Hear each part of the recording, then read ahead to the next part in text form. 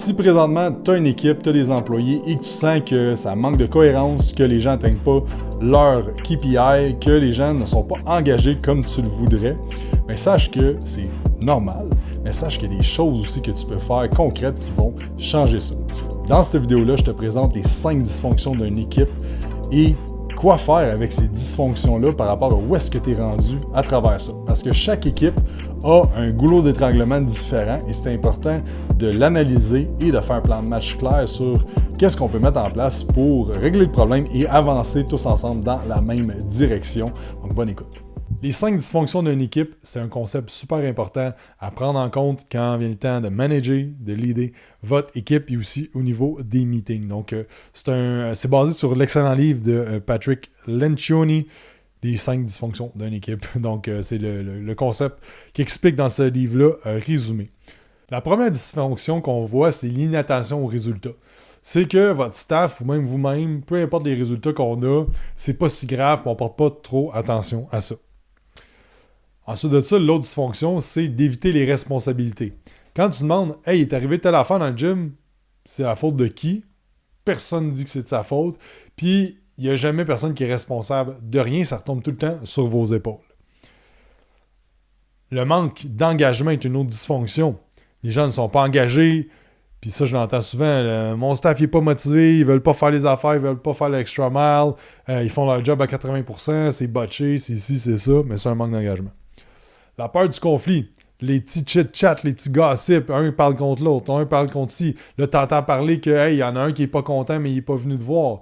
Donc là, il y a du conflit, mais il n'y a personne qui l'adresse, ce conflit-là.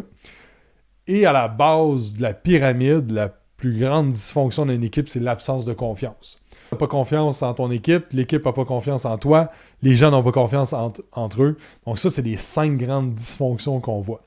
Donc là, on va prendre 30 secondes. C'est quoi la plus grande dysfonction, tu penses, dans ton équipe à toi?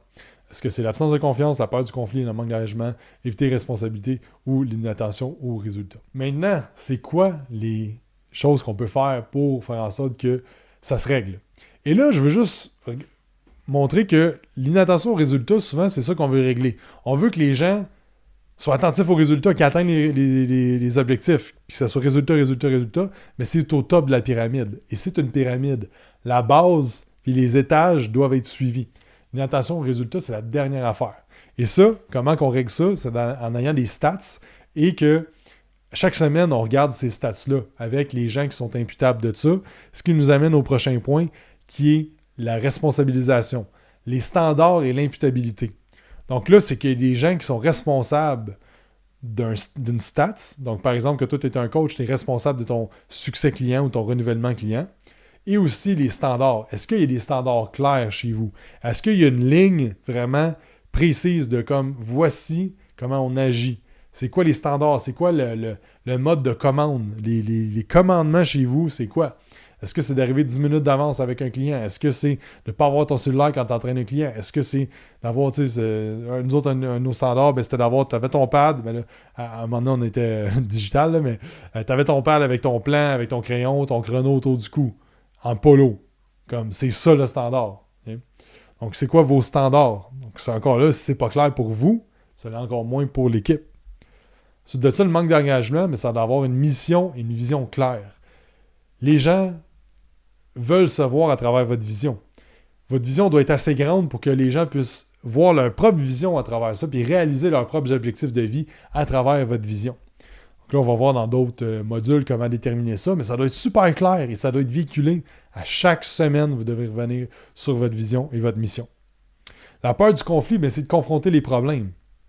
Aussitôt, ça part du leader. Aussitôt qu'il y a quelque chose qui ne va pas, t'adresses. Puis aussi, tu vas coacher les gens à vous adresser quand il y a un conflit. Ça doit être clair avec le monde. Aussitôt qu'il y a quelque chose qui ne fait pas ton affaire, tu viens me voir. On en discute, puis on trouve une solution. Et là, c'est votre rôle en tant que manager, en tant que leader, que quand quelqu'un vient vous voir, tu ne sois pas comme, je vais dire ça de même, mais tu sais, ferme ta gueule, c'est pas important, comme, c'est correct.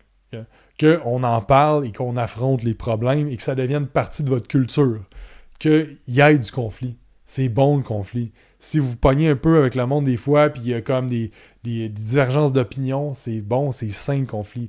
Parce que si on n'adresse pas les conflits, mais guess what? On devient passif-agressif, on parle dans le dos de tout le monde, puis ça devient qu'une culture d'entreprise dégueulasse, que ça fait en sorte que tout le monde parle contre tout le monde est frustré, mais tout le monde fait sa poker face puis parle avec tout le monde comme si rien n'était. C'est la pire forme de culture qu'on peut avoir, selon moi. On doit adresser les conflits et confronter les hard talks que vous avez besoin de faire, on en parle souvent.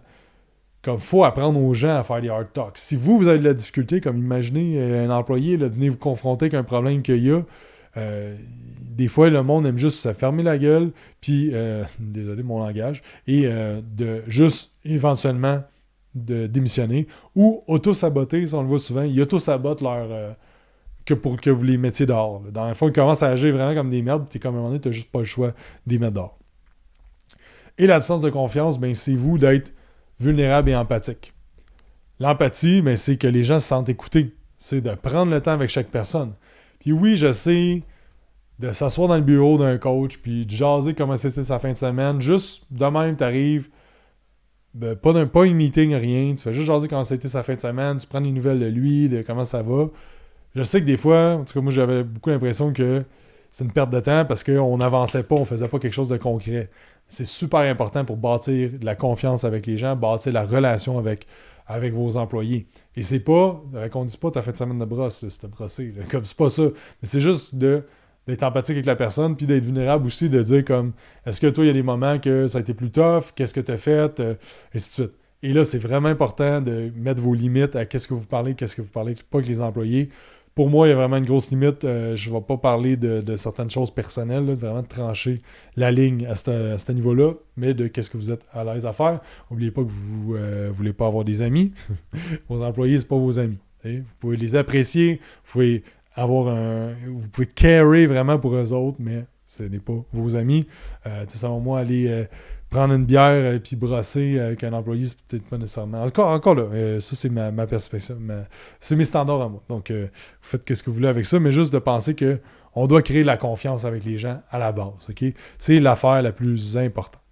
Donc, je veux que tu prennes un peu de temps. C'est quoi la plus grosse opportunité présentement? Qu'est-ce que tu peux mettre en place? Est-ce que c'est justement de véhiculer plus ta mission, ta vision? Est-ce que c'est d'établir des standards qui sont plus clairs et de les véhiculer? Et d'être ultra sauvage à dire comme genre ça passe pas, la ligne est là, tu n'as pas le droit de dépasser la ligne, puis toi tu vis ces standards-là aussi. Est-ce que c'est justement de prendre plus de temps puis jaser avec les gens, d'être plus empathique, de créer plus de relations, de bâtir plus de confiance avec eux? Donc, prends le temps pour voir c'est quoi la plus grande opportunité, puis qu'est-ce que tu peux faire avec ça maintenant, qu'est-ce que tu peux mettre dans ton horaire la semaine prochaine ou dans ton meeting, qu'est-ce que tu peux optimiser. Si vous avez des questions, n'hésitez pas.